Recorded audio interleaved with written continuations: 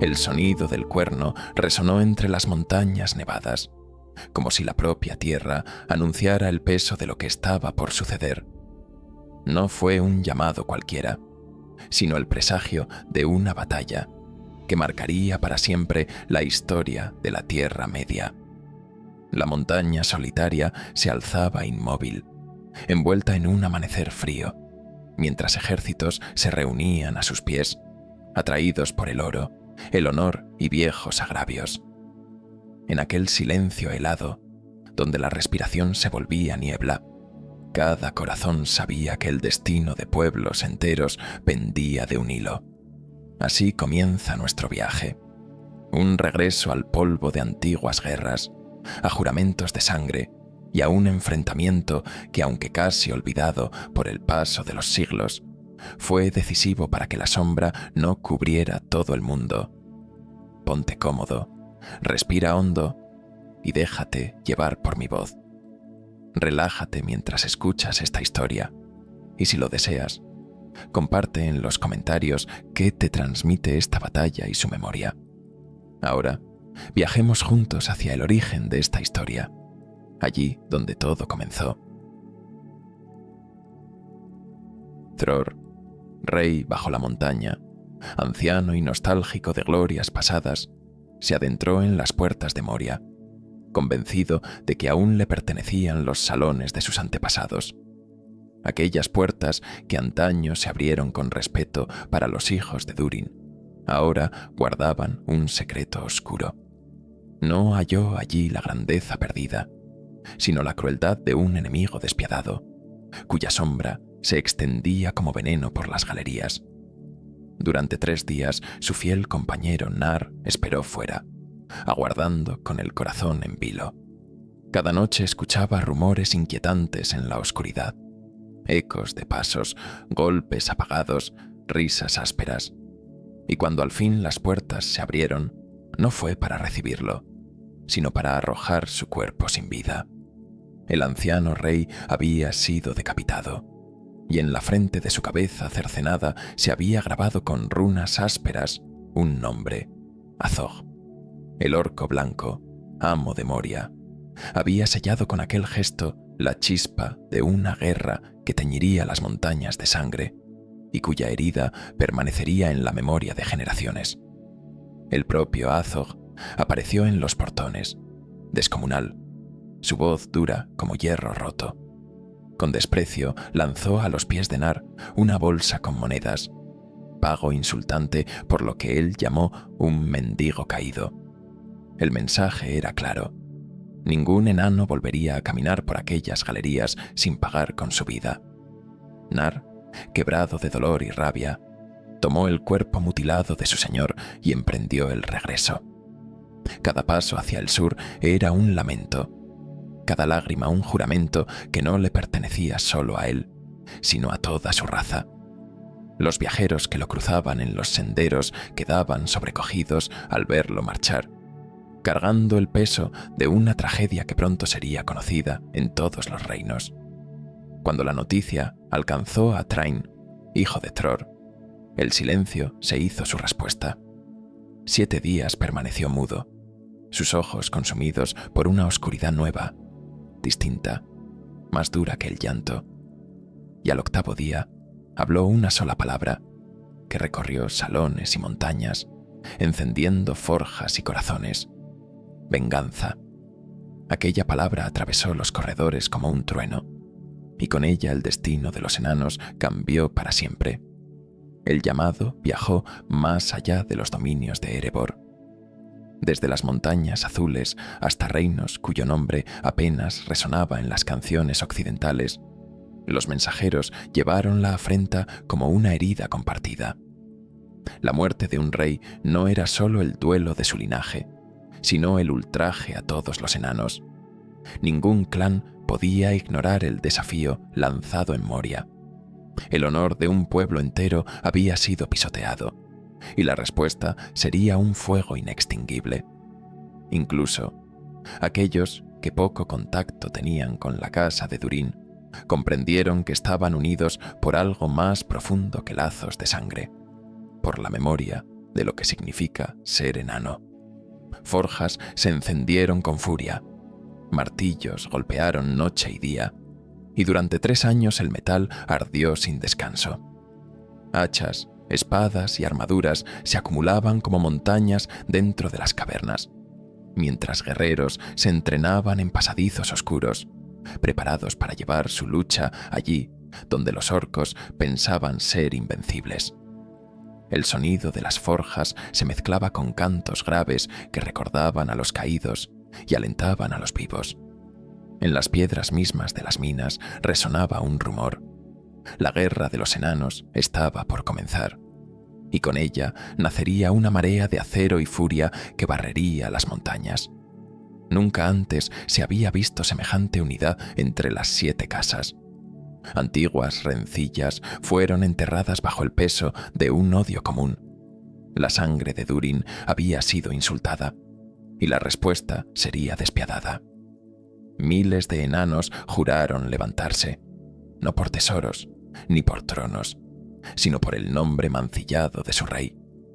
Y en los ojos de cada uno ardía la certeza de que nada saciaría aquel juramento salvo la caída de Azog y la ruina de todos los suyos. Era un pacto sellado no con tinta, sino con hierro y lágrimas, una promesa que transformaría la esperanza en guerra implacable. Los enanos marcharon a la guerra con el peso de siglos sobre los hombros. No fue una expedición breve ni una campaña ligera, sino una cruzada que se extendió durante 6 largos años, marcada por un único propósito: arrasar cada guarida de orcos en las montañas nubladas y cobrar venganza por el ultraje a Thror. Aquella decisión transformó la vida de un pueblo entero. Hijos que nunca habían visto el campo de batalla empuñaron hachas heredadas, y ancianos que ya habían colgado las armas volvieron a ceñirse el acero. La determinación era absoluta. Avanzaban de fortaleza en fortaleza, adentrándose en túneles donde la oscuridad era tan densa que parecía materia sólida. Allí, en la penumbra perpetua, se desarrollaban combates brutales. Los enanos conocían la piedra como a su propia carne. Sabían dónde golpear para que un muro se desplomara, o dónde resistir para que una galería se convirtiera en trampa mortal. En aquellas entrañas, la guerra era un estruendo de martillos, choques de acero y gritos apagados por la piedra. Muchas veces combatían agachados, arrastrándose en corredores que parecían estrecharse para aplastarlos, y aún así, su voluntad no se quebraba. Los orcos respondían con número y ferocidad. De Gundabad hasta las simas más hondas, su marea parecía inagotable. Criaturas deformes, goblins astutos y huestes desesperadas se lanzaban contra los enanos con una rabia nacida de siglos de rencor. No había tregua ni piedad. Cada encuentro se convertía en carnicería, y las paredes quedaban manchadas de hollín y sangre. A veces la oscuridad se iluminaba de golpe con llamaradas, cuando antorchas caían sobre charcos de aceite, o cuando las hogueras eran encendidas con desesperación para evitar emboscadas. Enano tras enano caía, pero también miles de orcos eran abatidos. A veces, la lucha duraba días enteros en la misma galería, con cuerpos apilados bloqueando los pasadizos hasta que se encendían hogueras para despejar el camino con humo y ceniza. El hedor era insoportable, y aún así, los guerreros continuaban. Su juramento los sostenía más que el alimento o el sueño. Avanzaban como una ola de hierro, sabiendo que detrás de cada victoria aguardaba otro desafío aún más sangriento. Se alimentaban de raíces duras, de carne seca, y bebían agua lodosa con tal de mantener el paso de la guerra. El recuerdo de Thror, arrojado como despojo en las puertas de Moria, era un fuego constante. En cada golpe de hacha estaba la promesa de redención, y en cada herida la certeza de que el sacrificio valía la pena. Los ancianos que permanecían en los campamentos cantaban himnos sombríos, recordando a los caídos y fortaleciendo a los vivos. La música retumbaba en la roca, entrelazándose con el estrépito de la guerra, como si las montañas mismas presenciaran la contienda. En las noches más largas, esas canciones eran lo único que impedía a los guerreros enloquecer en medio de tanta oscuridad. No era una guerra noble ni gloriosa, era salvaje, implacable, y muchos veteranos, años más tarde, rehusarían hablar de lo que vieron en aquellos túneles. Algunos despertaban gritando en la noche, incapaces de borrar las imágenes. Compañeros desgarrados, pasadizos repletos de cadáveres, el silencio roto solo por el gotear de sangre en la piedra. El precio de la venganza se contaba no solo en cuerpos, sino en almas marcadas para siempre. Hubo quienes regresaron a sus hogares, pero jamás volvieron a reír con sinceridad, ni a mirar la piedra sin recordar los horrores escritos en ella. Y sin embargo, los enanos no se detuvieron.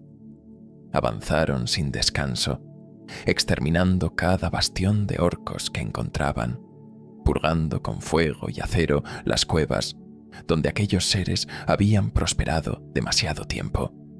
El eco de la guerra se propagó a lo largo de las montañas nubladas, como un trueno interminable.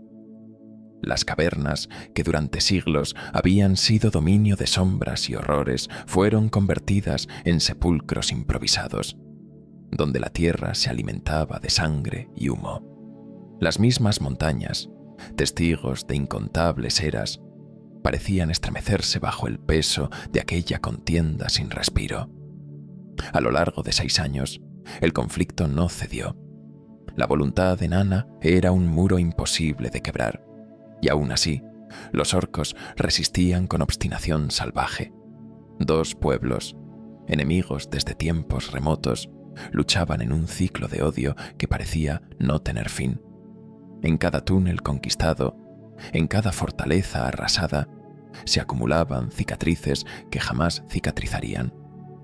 La guerra de los enanos y los orcos había comenzado, y el mundo mismo contenía la respiración, aguardando el desenlace de aquella tempestad subterránea. Era una tormenta sin luz, un fragor de acero contra piedra, que moldearía para siempre el destino de la Tierra Media. El conflicto, tras años de sangre y sombras, desembocó en un último clamor de acero, la gran batalla del valle de Azanulbizar. Aquella hondonada, conocida también como Nandu Hirion, se extendía ante la puerta oriental de Moria, flanqueada por bosques y montañas, un escenario destinado a teñirse con la sangre de 2 pueblos. Allí, el destino aguardaba a los enanos y a los orcos, que habían convertido las entrañas de la tierra en un campo de masacres sin fin. Los rumores de esa confrontación habían viajado durante meses. Era sabido que todo terminaría allí, que tanto honor como odio se decidirían en aquel valle estrecho, a la sombra de la montaña. La mañana de la batalla fue oscura y gélida, el sol apenas un resplandor apagado tras nubes de invierno. Los enanos descendieron al valle en formación cerrada, sus hachas brillando a pesar de la escarcha, mientras elevaban un grito que resonó en los riscos, la llamada de la venganza, el rugido de generaciones heridas. El aire se llenó de vapor al ritmo de sus respiraciones, y sus pasos retumbaban como tambores antiguos. Pero al levantar la vista hacia las laderas, vieron que la montaña estaba cubierta de orcos. Cientos, miles, un océano de hierro y odio derramándose desde Moria. Era un ejército mucho mayor del que habían anticipado, tan vasto que oscurecía las laderas como un enjambre vivo. Al frente marchaba Thrain, hijo de Thror, con sus hijos a su lado. Thorin, todavía joven, y Frerin, su hermano menor. A su alrededor, príncipes y señores de todas las casas se aprestaban para la lucha, cada uno con la memoria de sus muertos ardiendo en el pecho. El choque fue brutal. La primera carga de los enanos subió contra la marea oscura, y la montaña rugió con el estrépito de 1000 choques de acero. Los orcos, apostados en lo alto, lanzaron piedras y proyectiles desgarrando las filas enanas. El suelo pronto se convirtió en un lodazal de sangre, y los gritos de agonía se mezclaban con el bramido de los cuernos y los clamores de batalla. Frerin cayó entre los árboles cercanos, atravesado por lanzas, mientras a su lado moría Fundin, padre de Balin y Dwalin. El dolor no detuvo a los enanos, que avanzaban con una ferocidad implacable. En medio de aquel caos, Thorin fue alcanzado por un golpe que destrozó su escudo. Sin otra defensa, arrancó la rama de un roble y la sostuvo contra el enemigo. Desde aquel instante, sería recordado como Thorin Escudo de Roble. Los enanos que lo vieron levantar aquella improvisada defensa encontraron en él un símbolo de resistencia imposible de quebrar. Las horas se sucedieron en un infierno interminable. La batalla oscilaba, sin que ninguno lograse imponerse. El aire estaba cargado de humo, gritos y ceniza, y los riachuelos que descendían de la montaña se tornaron rojos, arrastrando cuerpos y armas rotas en su cauce. Guerreros luchaban hasta caer, levantándose una y otra vez con heridas que habrían detenido a cualquier otro pueblo. Muchos pensaron que todo terminaría allí, que la venganza de los enanos sería ahogada por la inmensidad del enemigo, y aún así, sus filas no cedían. Entonces sonaron los cuernos desde el este. Dain Piedehierro, joven señor de la casa de los enanos de las colinas de hierro, irrumpió con refuerzos. Sus guerreros, curtidos y feroces, entraron en la batalla como un martillo contra el yunque. El grito de guerra se alzó con fuerza. Azog, Azog. Avanzaron hacha en mano, abriendo un sendero de muerte hasta las mismas puertas de Moria.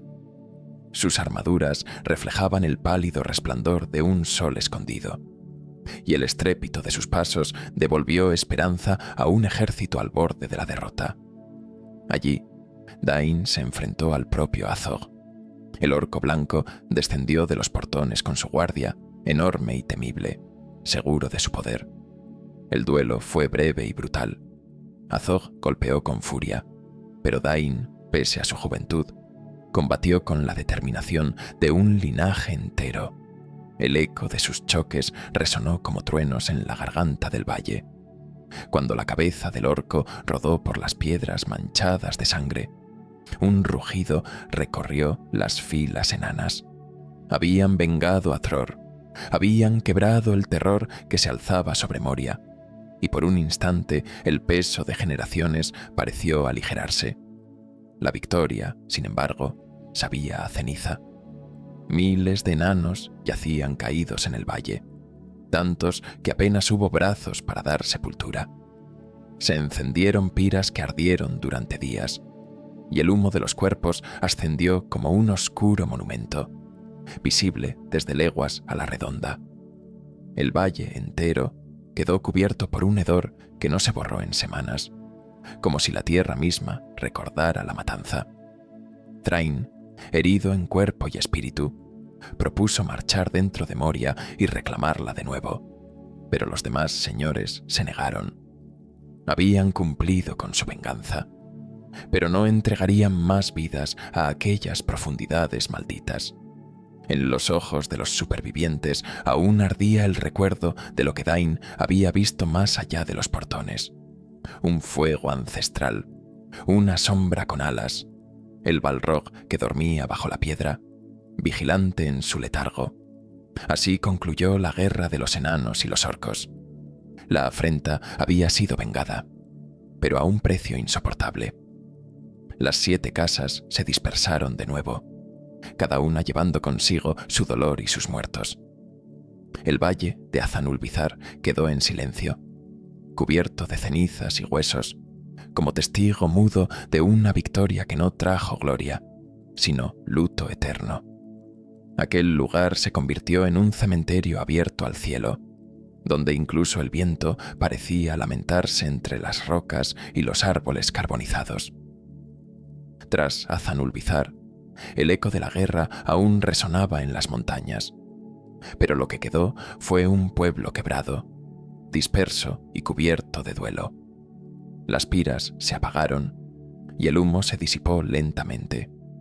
Pero en el corazón de los enanos quedó grabado un vacío difícil de llenar. Habían vengado a Thror, sí, pero al precio de incontables vidas. Las 7 casas regresaron a sus dominios, arrastrando consigo no victorias, sino recuerdos de sangre y ceniza.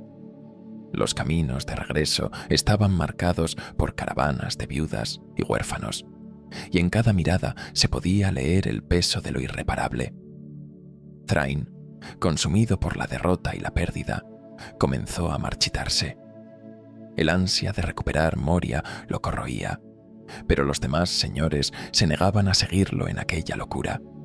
Sabían que bajo aquellas profundidades no aguardaba un trono, sino un terror más antiguo que los orcos, un fuego oculto que ni la venganza podía doblegar.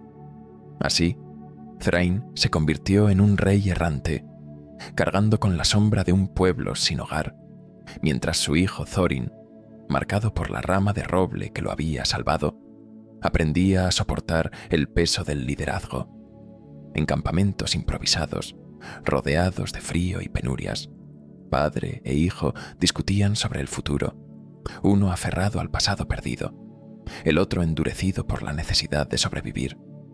Las montañas nubladas guardaban silencio, pero en Gundabad el odio seguía encendido. Bolg, hijo de Azog, tomó el estandarte de su padre caído y juró venganza contra todos los descendientes de Durin. Su rencor se incubaba en las profundidades, tejiendo planes de sangre mientras criaba ejércitos en la oscuridad. Los orcos no habían sido destruidos, solo contenidos, y sus heridas se transformaban en furia. En cavernas inmensas, donde la luz nunca entraba, se escuchaban tambores y rugidos que hablaban de ejércitos en formación, aguardando el momento de salir a la superficie. Al mismo tiempo, los reinos de los enanos se fueron debilitando. Erebor aún resistía en su esplendor, pero la desconfianza crecía. Los clanes, que por un instante se habían unido como un solo cuerpo, comenzaron a separarse de nuevo, arrastrados por la distancia y por antiguas diferencias que regresaban como cicatrices mal cerradas. En las salas de los reyes, la política se tornaba agria y los acuerdos se rompían tan rápido como se firmaban. En los salones de las montañas azules, los cantos se tornaron lamentos, y en las forjas el sonido del martillo se volvió más lento, como si la esperanza se hubiera oxidado junto con el hierro. Las historias narradas junto al fuego eran más de pérdidas que de hazañas. Thrain cargaba con el peso de aquel fracaso. No solo había perdido a su padre y a su hermano, sino que había conducido a miles a la tumba sin recuperar lo que tanto ansiaba, un reino para su pueblo.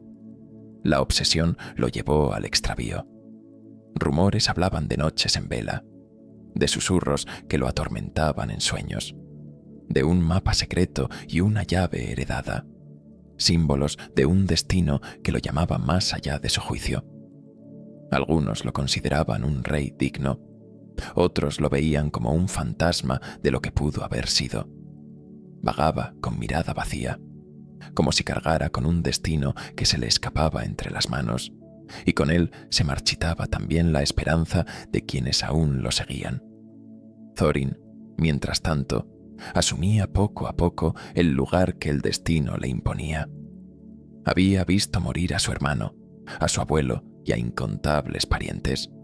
Había sentido el peso del roble en sus manos cuando su escudo se quebró, y con él comprendió que la vida del linaje de Durin no sería nunca una senda de paz.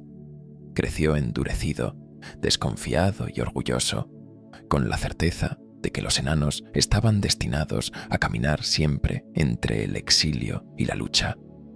Sus pasos lo llevaron de un refugio a otro, siempre guiando a su gente hacia un mañana incierto, siempre con la sombra de su abuelo y su padre pesando sobre él. y en las sombras, donde los caminos de la Tierra Media se entrelazaban, otros ojos observaban. La sombra de Dol Guldur crecía en el este, y rumores de un poder oscuro comenzaban a extenderse. Nadie lo sabía entonces, pero mientras enanos y orcos se lamían sus heridas, un mal mucho mayor despertaba lentamente, preparando el escenario de futuras guerras. El aire se cargaba de presagios, y viajeros que cruzaban los bosques hablaban en susurros de un miedo indefinido que los seguía como una sombra invisible. El mundo había cambiado tras Azanulbizar. Los enanos habían sobrevivido, sí, pero lo habían hecho a costa de perder algo más que vidas. Habían extraviado la unidad, habían sembrado semillas de desconfianza y dolor que germinarían en el porvenir. Y entre montañas heladas y cavernas profundas, el odio no se apagaba, sino que aguardaba el momento de alzarse de nuevo, como una sombra creciente que aún no había mostrado su verdadero rostro. El exilio no era solo un estado físico, sino un peso que habitaba en cada corazón enano, recordándoles que su historia aún estaba lejos de hallar reposo. Erebor se alzaba orgulloso en aquellos días, la montaña solitaria brillando como un faro de riqueza y poder.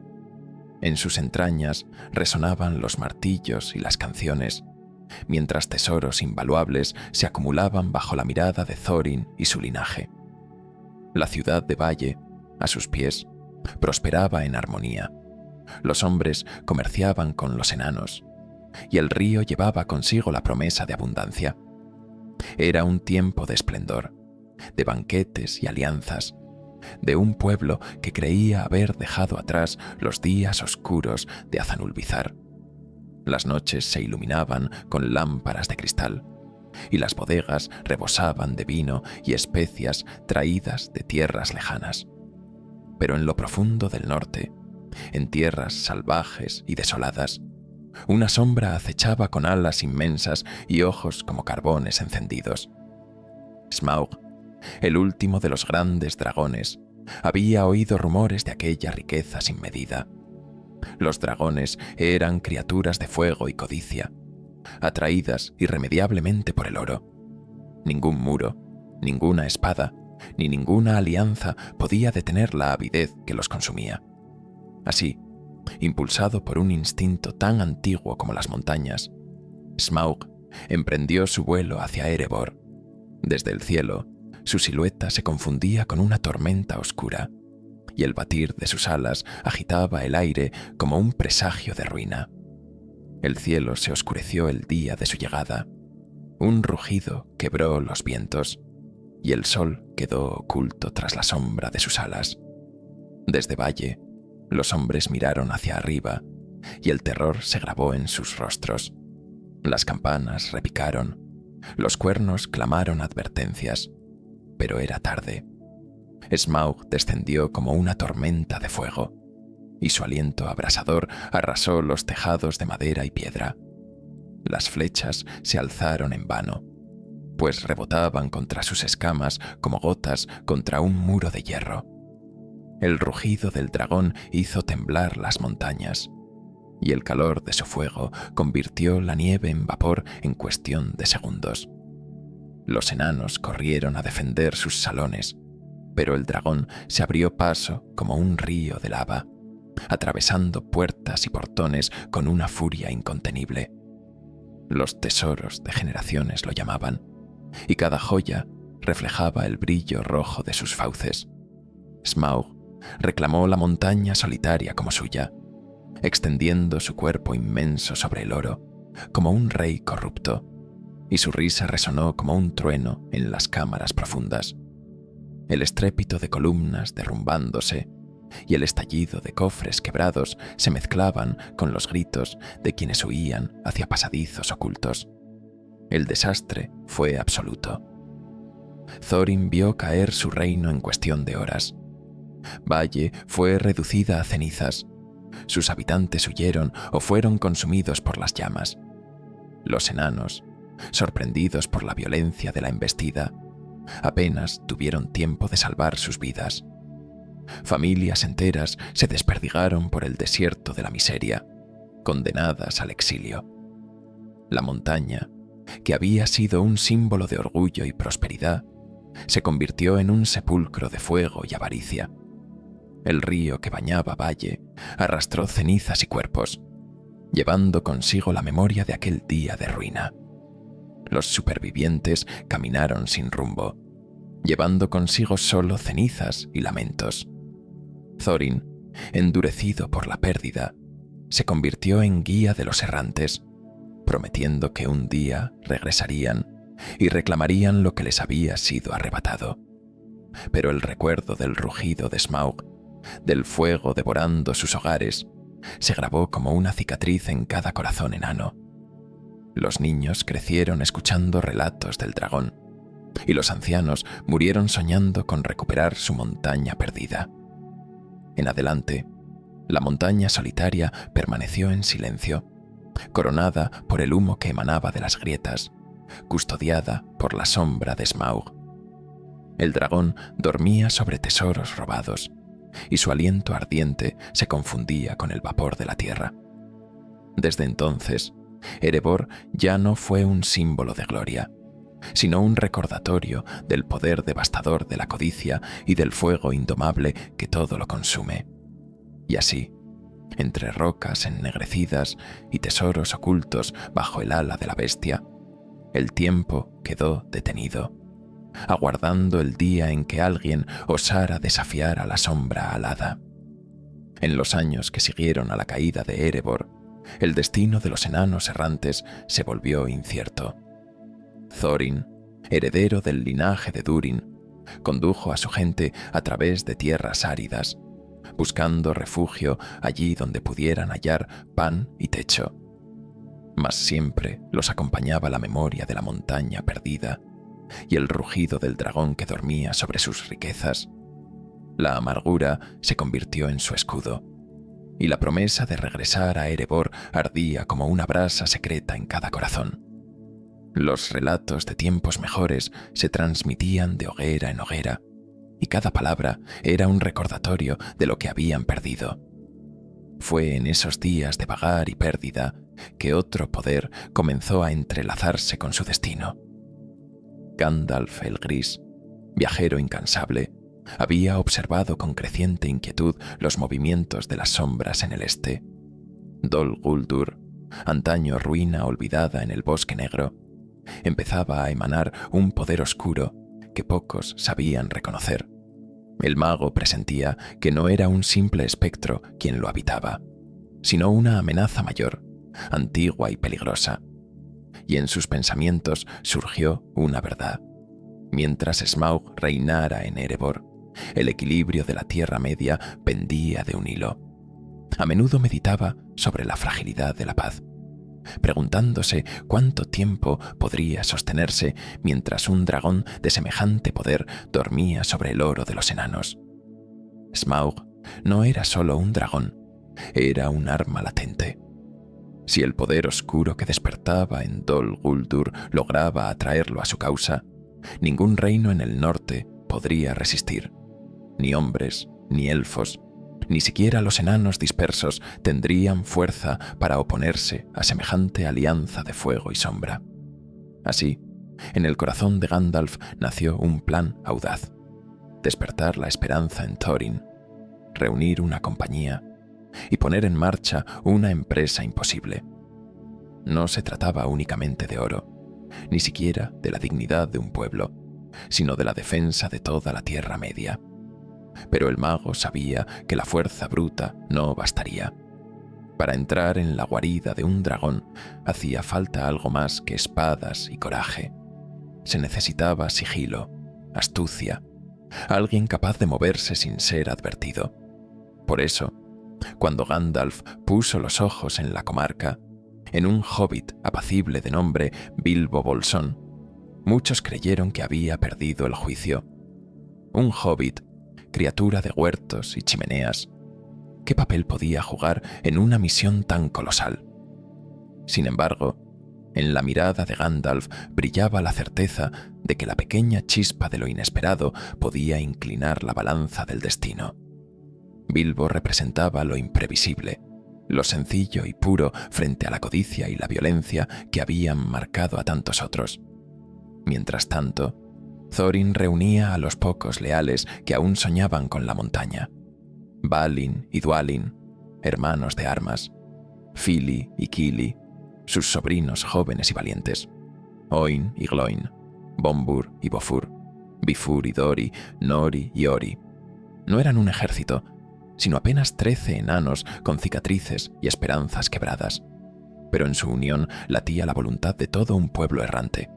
Y cuando Gandalf apareció para unir sus destinos con el de un hobbit de la comarca, nació la compañía de Thorin Escudo de Roble. Sus nombres comenzaron a resonar en murmullos de taberna, como un eco de antiguas gestas que nadie se atrevía a creer posibles. El plan era tan sencillo como descabellado: cruzar tierras peligrosas, llegar a Erebor y enfrentarse al dragón dormido en sus tesoros. Nadie podía prever el desenlace, ni medir el alcance de aquel viaje. Pero bajo la superficie, más allá del oro y de la venganza, se movía la visión más profunda de Gandalf: debilitar el tejido de la sombra, evitar que Smaug fuera convertido en arma de un enemigo aún más temible. En su mente, la figura del dragón se alzaba como una pieza en un tablero mayor, y cada movimiento debía hacerse con cautela. Así comenzó a trazarse la senda de una aventura que cambiaría no solo el destino de los enanos, sino también el de la Tierra Media entera. En tabernas oscuras y campamentos improvisados se susurraban planes, mientras las estrellas eran testigos de pactos silenciosos. Los mapas se extendían sobre mesas de madera carcomida, y las voces se alzaban entre dudas y esperanzas. Y en lo profundo de todo ello, el mago gris sonreía, sabiendo que la historia necesitaba héroes insospechados, incluso aquellos que nunca habían empuñado una espada ni soñado con enfrentarse a un dragón. Era el inicio de un relato en el que lo imposible comenzaba a tomar forma. Los caminos de la compañía se extendieron por valles y bosques, atravesando tierras donde cada jornada se volvía más peligrosa.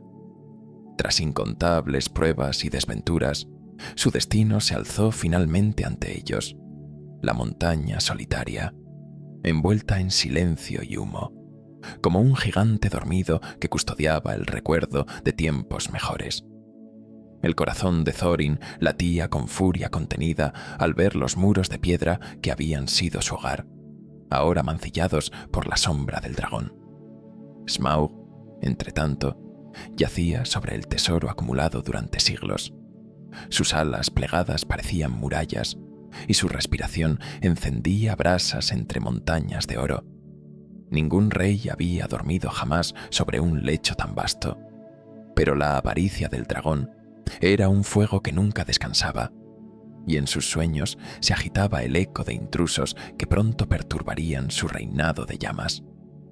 Fue entonces cuando Bilbo Bolsón, el hobbit que nadie habría elegido como ladrón ni como héroe, se adentró en la guarida. El aire era espeso, cargado con el hedor del azufre y el resplandor rojizo de las brasas. Cada paso resonaba en cavernas inmensas, y las joyas crujían bajo sus pies como si advirtieran al amo dormido.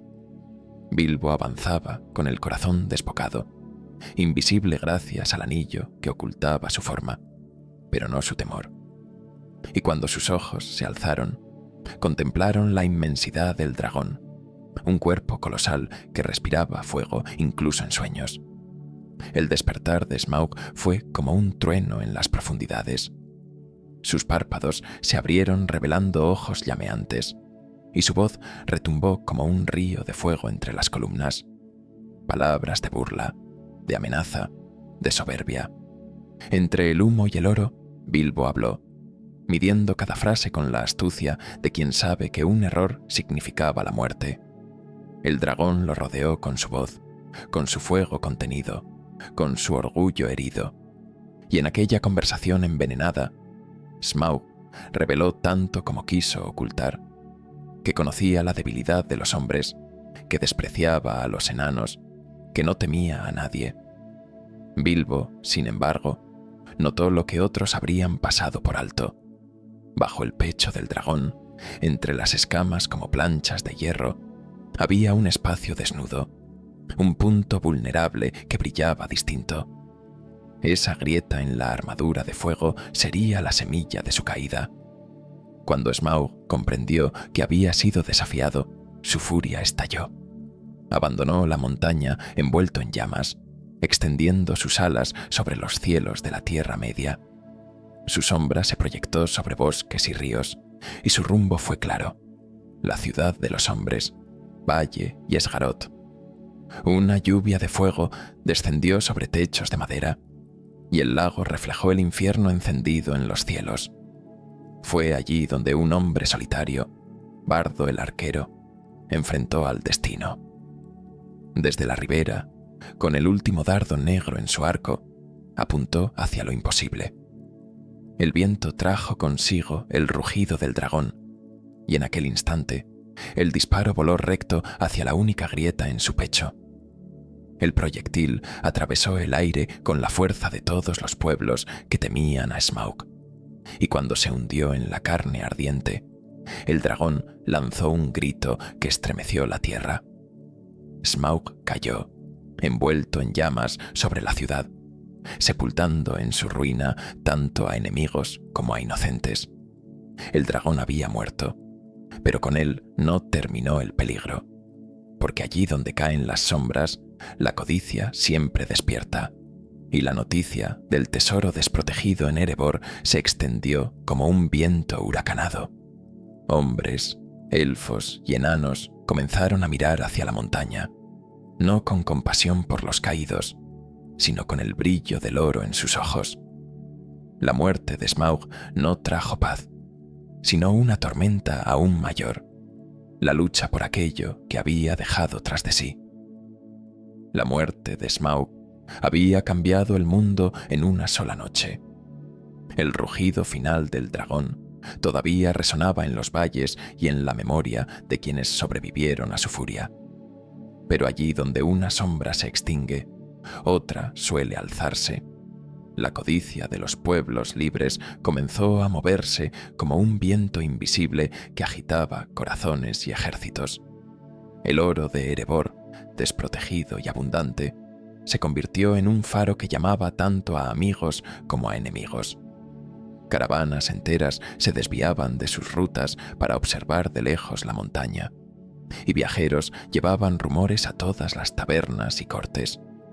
El tesoro de Smaug aguardaba, y con él la posibilidad de gloria y poder. Thorin, escudo de roble, contemplaba la montaña con los ojos encendidos por la obsesión. Para él, aquel tesoro no era simple riqueza, sino el símbolo de un reino perdido que debía ser restaurado. Sus palabras se volvieron duras, su juicio más áspero, y en su corazón la semilla de la llamada enfermedad del dragón empezó a germinar. A su lado, Balin y los demás observaban con creciente preocupación, temiendo que el oro corrompiera al rey tanto como lo había hecho con la bestia que lo custodiara.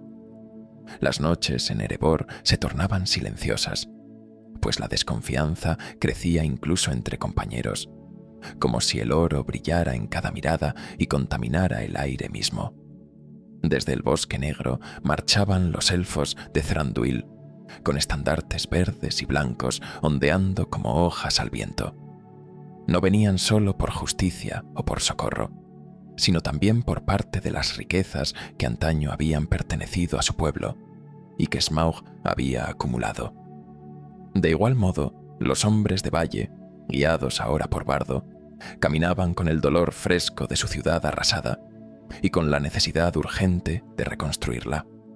El oro de la montaña, pensaban, podría devolverles lo que el fuego les había arrebatado. El duelo de los hombres se mezclaba con la esperanza, y cada paso hacia el norte era un paso hacia la posibilidad de renacer de las cenizas.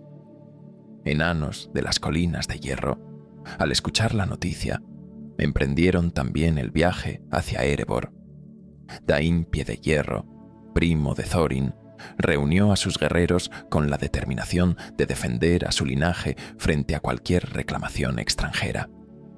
El eco de las trompetas resonaba ya en las llanuras, y con cada paso de hierro se acercaba la promesa de una guerra que nadie había planeado, pero que todos sabían inevitable. Sus filas avanzaban como una marea de acero, y el sonido de sus botas hacía temblar el suelo. El valle frente a la montaña se convirtió en un crisol de tensiones. Los hombres levantaban campamentos junto al río, los elfos patrullaban con arcos tensos, y los enanos reforzaban la fortaleza de Erebor con muros y portones. Entre ellos no había confianza, solo la espera de un desenlace. Cada amanecer parecía anunciar que la sangre sería derramada.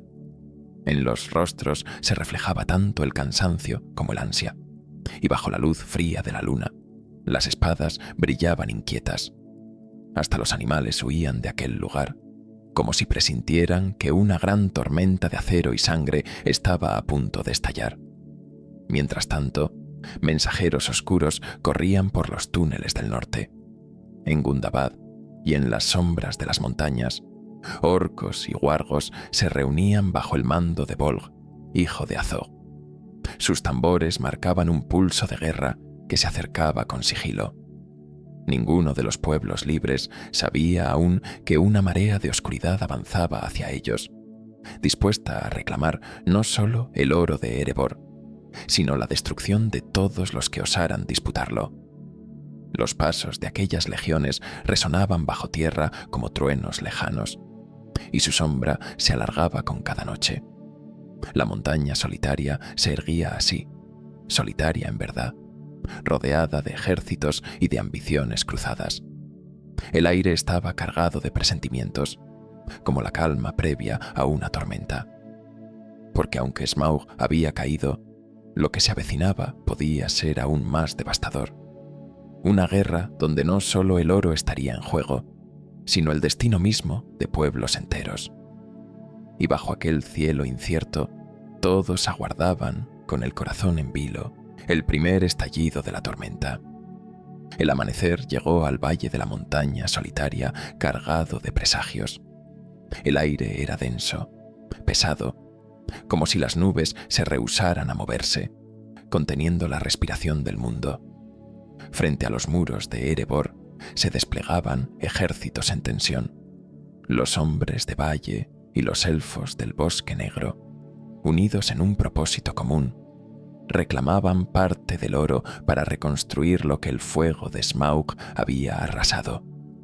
En las murallas, Thorin y los suyos observaban con ojos endurecidos, aferrados a cada piedra de la fortaleza como si fueran los últimos guardianes de un legado imposible de ceder.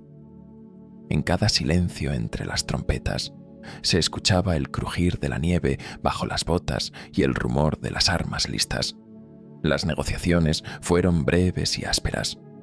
Thorin, endurecido por la obsesión, se negó a entregar un solo fragmento del tesoro.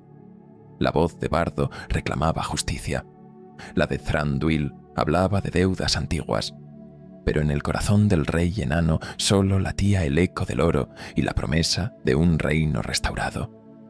Sus palabras eran rocas, inamovibles, y su rostro se oscurecía con la misma sombra que había marcado a los dragones en tiempos pasados. La semilla de la discordia germinaba, y la guerra parecía inevitable.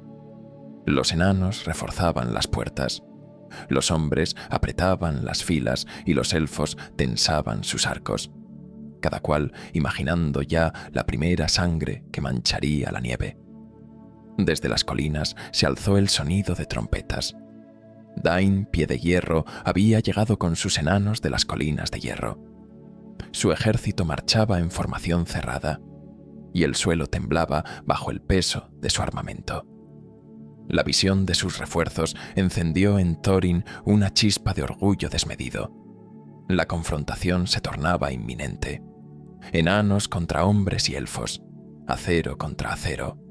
hermanos de la Tierra Media listos para derramar sangre unos contra otros.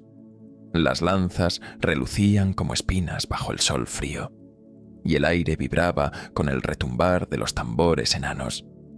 Los arcos se tensaron, las lanzas se bajaron, y en el aire se podía sentir la electricidad de la guerra a punto de estallar. Cada guerrero respiraba el silencio previo al estrépito, con los nudillos blancos sobre sus armas y el corazón latiendo como un tambor. Una chispa, un solo gesto, y el valle se teñiría de rojo. Algunos cerraban los ojos, otros murmuraban plegarias, y todos aguardaban el estruendo del choque inevitable. Pero antes de que la primera flecha pudiera volar, un clamor sacudió la tierra. Desde el norte, más allá de colinas y quebradas, surgieron los tambores de guerra. El horizonte se oscureció con una marea de orcos y guargos que descendían como una avalancha. Era el ejército de Bolg, vasto y descomunal, alimentado por la sed de venganza.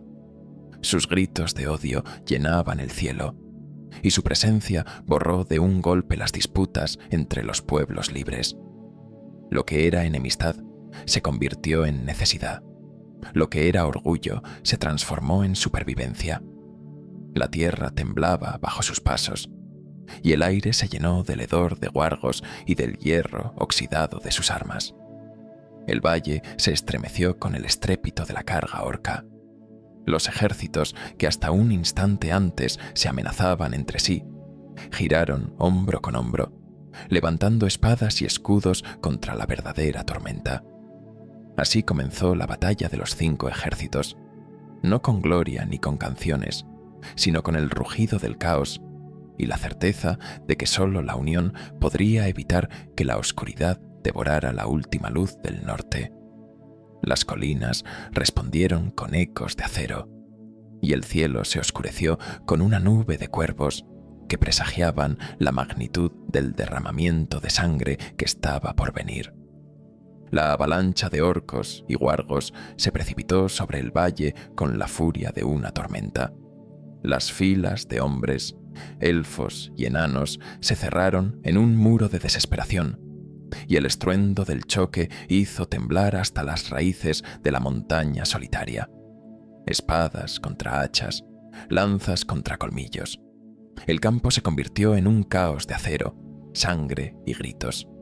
Los orcos descendían sin fin, como si la tierra los escupiera en oleadas interminables, y el cielo resonaba con el ulular de guargos sedientos de carne. El aire olía a hierro caliente, a sudor y a miedo, y la nieve se tiñó pronto de rojo. En medio del fragor, Thorin resistía tras los muros de Erebor, mientras el tesoro lo mantenía encadenado a su orgullo. Pero el rugido de la batalla y la visión de su pueblo combatiendo en soledad despertaron algo más profundo en él. Con voz atronadora, llamó a sus sobrinos, Fili y Kili, y con ellos descendió al campo de batalla. Portaba la rama de roble que había sido su escudo en Azanulvizar, y su grito resonó como un cuerno de antaño, una llamada al linaje de Durin para recuperar el honor entre el polvo y la sangre. Su figura, recortada contra el humo, se convirtió en estandarte viviente para los que aún resistían. La carga de Thorin y sus compañeros abrió un respiro en las líneas, pero también selló su destino. Allí donde el combate era más encarnizado, se lanzaron, cortando enemigos y siendo rodeados por oleadas de orcos. Fili cayó primero, defendiendo a su tío hasta el último aliento. Kili, desesperado, se abrió paso entre guargos y lanzas, pero sucumbió poco después, su cuerpo tendido junto al de su hermano. El dolor atravesó a Thorin, pero no detuvo su avance. Como un roble azotado por la tormenta, continuó luchando, dispuesto a caer con la furia de un rey sin reino. El eco de sus hachazos, aún debilitados, levantaba a los enanos que lo seguían en una última oleada de coraje. El combate parecía inclinarse hacia la oscuridad, cuando un clamor nuevo quebró el cielo.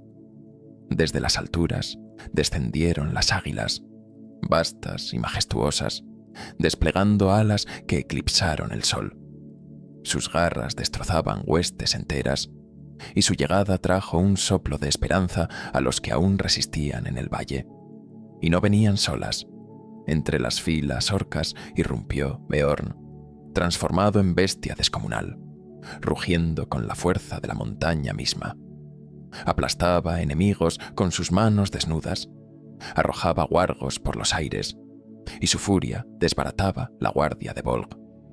Los orcos retrocedían aterrados ante la visión de aquella furia imparable, y el suelo temblaba bajo cada uno de sus pasos. El enfrentamiento final se dio en el corazón de la batalla.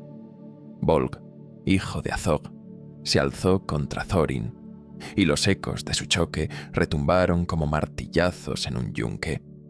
El enano luchaba con la rabia de un linaje entero, pero sus fuerzas flaqueaban, heridas por el destino y la fatiga. Cada golpe era una lucha contra su propio cuerpo quebrado, contra la certeza de que el final estaba cerca. Cuando todo parecía perdido, Beorn cayó sobre Bolg como un trueno, despedazando al caudillo orco y rompiendo la columna vertebral de su ejército. El estruendo de la victoria se alzó entonces, pero en el suelo, sobre la hierba enrojecida, Thorin agonizaba, con la mirada perdida en un cielo que ya no podía ver. El precio del honor había sido cobrado. La batalla estaba ganada, pero el valle estaba cubierto de cuerpos, y entre ellos yacían los herederos del linaje de Durin.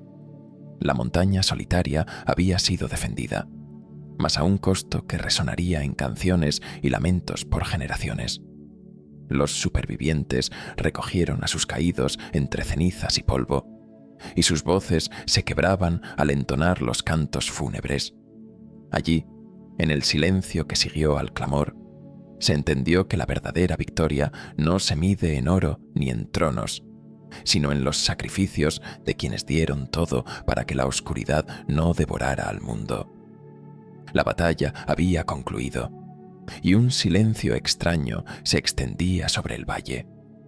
Donde antes rugían ejércitos, ahora solo quedaban cuerpos inmóviles y el murmullo del viento. El humo ascendía en espirales tenues, llevando consigo el recuerdo de quienes habían caído. Entre las piedras ennegrecidas y la nieve teñida de rojo, los supervivientes caminaban lentamente, recogiendo a los suyos, cantando en voz baja, como si el dolor no pudiera expresarse de otra manera. Thorin, escudo de roble, junto a Fili y Kili, descansaba en la muerte como nunca pudo en vida. Su linaje había pagado el precio del honor, y su sacrificio se convirtió en semilla de reconciliación. Hombres, elfos y enanos, que horas antes se miraban con desconfianza, compartían ahora la misma pena, comprendiendo que la victoria no pertenecía a ninguno, sino a todos los que habían derramado su sangre en aquel valle. Erebor quedó en pie, pero no como símbolo de orgullo, sino como recordatorio de lo efímero de la gloria. Las piedras de la montaña guardaban silencio, y el oro que tanto había despertado la codicia parecía más pálido bajo la sombra de la pérdida. Solo los cantos de duelo resonaban, envolviendo la tierra en un manto de memoria. Así termina nuestro viaje, entre cenizas y memoria, entre lágrimas y esperanza. Que esta historia quede grabada en tu corazón como un eco lejano, un susurro que te acompañe en la quietud de la noche. Y mientras cierras los ojos, permite que la calma te envuelva, sabiendo que incluso en las horas más oscuras, siempre habrá sacrificios que mantienen viva la luz. Buenas noches, viajero.